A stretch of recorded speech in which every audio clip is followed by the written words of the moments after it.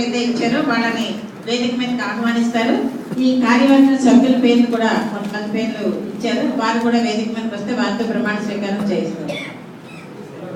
సతీష్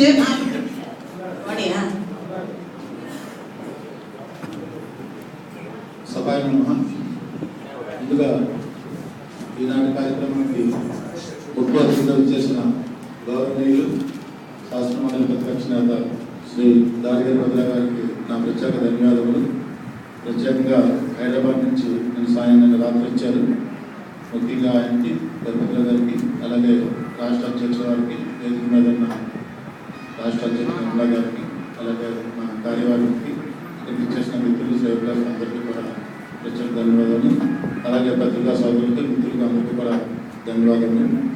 మరి భారత వికాస్ పరిషత్ నూతన కార్యవర్గంలో మరి ముఖ్యంగా నిర్మలా మేడం గారు, సీనియర్ సభ్యులు అందరూ కూడా మరి అందరూ ఒక మాట మీద మరి ఎందుకు వచ్చిందో తెలియదు. అప్పుడు కూడా ఒక 15 రోజుల కిందటి వరకు